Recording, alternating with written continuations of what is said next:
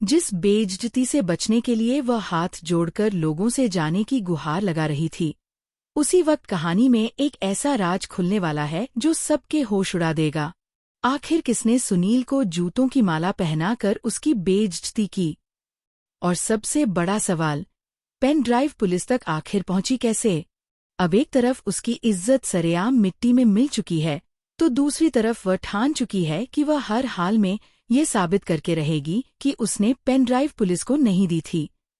लेकिन तभी उसकी मुलाकात डीसी सर से होती है और डीसी सर की एक बात सुनकर उसके पैरों तले जमीन खिसक जाती है।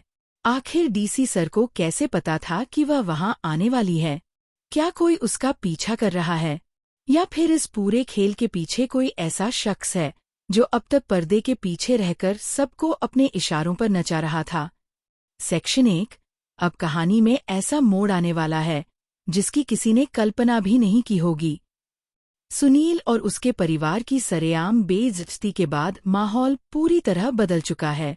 लोगों ने जो कुछ करना था कर दिया। किसी ने उनके चेहरे पर कालिख पोत दी, तो किसी ने सुनील को जूतों की माला पहनाकर उसकी इज्जत को तार तार कर दिया। चारों तरफ भीड़ जमा है और हर कोई अपने मोबाइल में इस पूरी घटना को रिकॉर्ड कर रहा है। सुनील की हालत देखकर वह पूरी तरह टूट जाती है। वह हाथ जोड़कर लोगों से सिर्फ एक ही बात कहती है कि अब बहुत हो चुका है। जितनी बेइज्जती करनी थी आप लोगों ने कर ली, जितना रिकॉर्ड करना था कर लिया, अब प्लीज यहाँ से चले जाइए। उसे डर है कि अगर ये वीडियो सोशल मीडिया पर चला गया तो उसकी और उसके परिवार की जिंदगी बर्बाद हो जाएगी। वह बार बार लोगों से जाने की गुहार लगाती है, लेकिन किसी को उस पर जरा भी तरस नहीं आता। उसकी आंखों में आंसू हैं और आवाज में बेबसी साफ दिखाई देती है। वह कहती है कि प्लीज हमें बख्श दीजिए, अब और मत कीजिए। लेकिन दूसरी तरफ भीड़ अपने मोबाइल कैमरे बंद करने का नाम नहीं लेती। उसे पता है कि आज जो कुछ हुआ है वह आने वाले समय में पूरे परिवार के लिए बहुत बड़ा कलंक बन सकता है। इसी बीच कहानी अचानक एक नए रहस्य की तरफ बढ़ती है।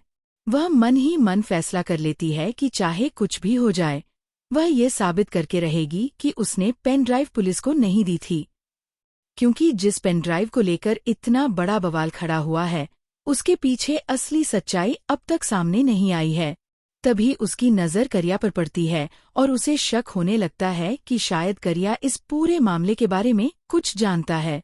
वह सोचती है कि आखिर वीडियो पुलिस तक पहुंचा कैसे, पेन ड्राइव किसने दी, और सबसे बड़ा सवाल ये है कि अगर उसने पेन ड्राइव नहीं दी तो फिर पुलिस के पास वह सबूत पहुंचा किसके जरिए। इसी सच्चाई का पता लगाने के लिए वह डीसी सर के पास पहुंचती है, लेकिन वहां पहुंचते ही उसे एक ऐसी बात सुनने को मिलती है जिससे उसके होश उड़ जाते हैं। डीसी सर उसे देखकर जैसे पहले से ही उसकी मौजूदगी का इंतजार कर रहे होते हैं। वह हैरान होकर पूछती है कि आपने मुझे देखकर रुक क्यों गए? आपको कैसे पता चला कि मैं यहाँ आने वाली हूँ? क्या आप मेरा पीछा कर रहे हैं? उसके मन में शक और भी गहरा जाता है। उसे लगने लगता है कि कोई लगातार उसकी गतिविधियों पर नजर रख रहा है और शायद उसे पहले से पता था कि वह यहाँ आने वाली है। डीसी सर उसे सिर्फ 2 दिन का वक्त देने की बात करते हैं और कहते हैं कि अगर वह सच सामने लाना चाहती है तो उन्हें उसकी मदद करनी होगी।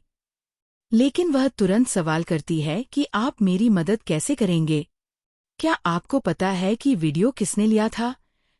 क्या आपको पता है कि पेनड्राइव पुलिस तक किसने पहुंचाई?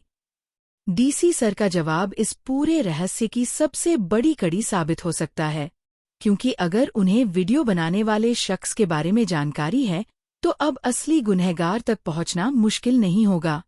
लेकिन क्या डीसी सर सच में उसकी मदद करने वाले हैं, या फिर उनके पास भी कोई ऐसा राज छिपा है जिसे वह अभी सामने नहीं लाना चाहते?